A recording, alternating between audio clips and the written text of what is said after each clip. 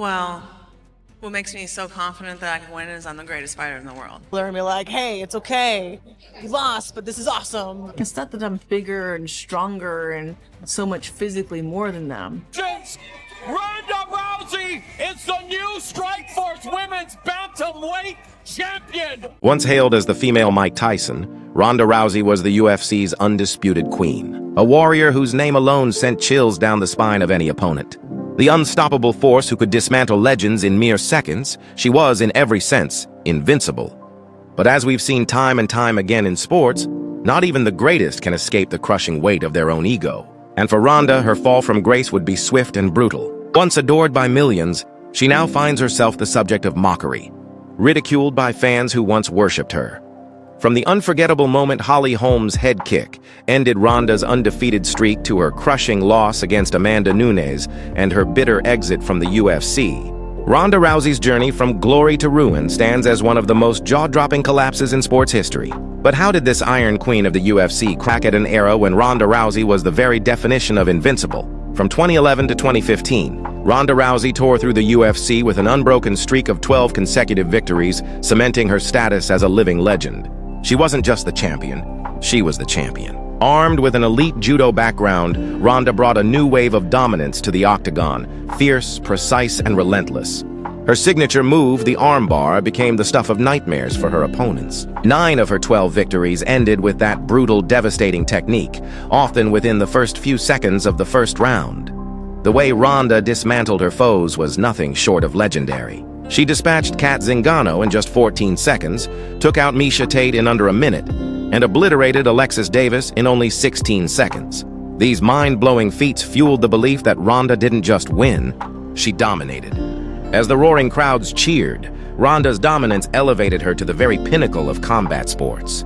But this wave of adoration, it became a veil of illusion. The truth? Ronda overlooked a critical flaw in her game. As her stock soared, so did her arrogance. The very traits that made her a force to be reckoned with on the mat began to cloud her judgment. In interviews, she boldly declared herself the best boxer in the world and taunted any opponent who dared to land a kick on her. "No one can touch me," she smugly proclaimed. "I'm invincible." But those words weren't just confidence. They were complacency in disguise, and that complacency would soon prove to be her undoing. It all came crashing down in November 2015 at UFC 193 in Melbourne, Australia. Ronda's opponent? Holly Holm, a fighter unlike anyone she had faced before. Holm, the former world boxing champion, was everything Ronda was not: calm, humble, and strategic. With her disciplined movement and precise striking, she was the antithesis of Ronda's brash, aggressive style. Where Ronda was a blazing fire, Holm was a cool breeze, calm, collected, and unshaken by Ronda's mind games. As the opening bell rang, the world witnessed a defining moment. Holm's sharp jabs and constant movement kept Ronda at bay. Ronda, still convinced of her invincibility, charged forward, but for the first time in her career, she couldn't land her signature armbar. In the second round, with the world watching, Holm delivered a head kick that echoed throughout the arena. The strike was a thunderclap, sending Ronda crashing to the canvas, unconscious before a stadium packed with 56,000 spectators. The crowd erupted, not in cheers, but in shock. This was the moment that shattered the illusion of Ronda's invincibility. The world had seen it. The queen had fallen. But the fall didn't stop there. In post-fight interviews, Ronda refused to accept defeat. She made excuses, blaming a concussion, rapid weight loss, lack of sleep, even the pre-fight medical checks. But deep down, the truth was clear. Holly Holm was simply the better fighter that night. Ronda's refusal to confront this reality spoke volumes about her mindset. She wasn't just an athlete with an oversized ego.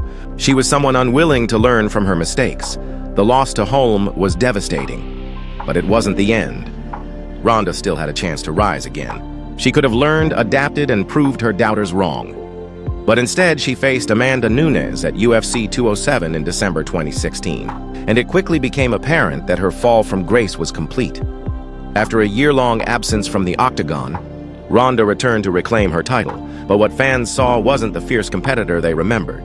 In promotional clips, Ronda tried to project an image of resilience, but there was no fire in her eyes. Instead, there was a fatigue, a weariness that made it clear she wasn't ready to step back into the spotlight. And Amanda Nunes, well, she was ready. The reigning bantamweight champion proved to be too much for Ronda. Nunes' razor-sharp strikes kept Ronda at bay, and within 48 seconds of the first round, a flurry of punches from Nunes left Ronda crumpled on the canvas. The referee stepped in to halt the fight, and the arena fell silent. There would be no comeback, no redemption, just a crushing silence that echoed the end of an era. The public's reaction was harsh. Social media lit up with mocking posts and memes comparing Ronda to a punching bag. The hashtag #YourRondaIsDone trended across the internet, a collective declaration that the once unstoppable fighter was finished. But what happened next? Ronda disappeared. There were no interviews, no statements, no words of gratitude to the fans who had once idolized her. The silence from Ronda after such a crushing defeat left many wondering if she had abandoned them altogether. And so, Ronda Rousey's fall from grace didn't end in the UFC. It only set the stage for her next career move. She transitioned to professional wrestling with WWE.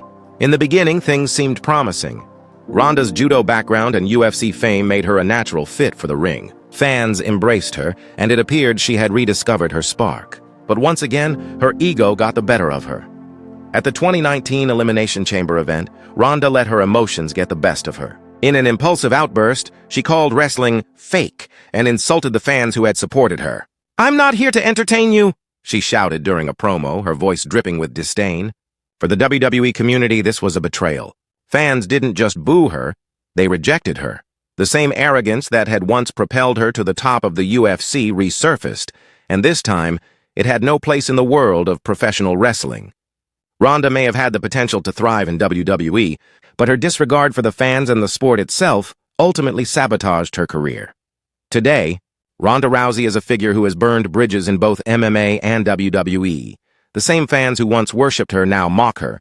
Her fall from grace a never-ending source of ridicule. Her legacy, however, is not without merit. She was a pioneer who put women's MMA on the map.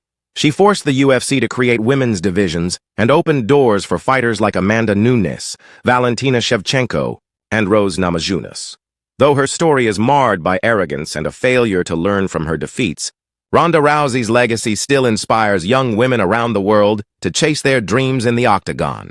Her tale is a cautionary one, a stark reminder that talent and fame can never replace the value of humility and the willingness to grow.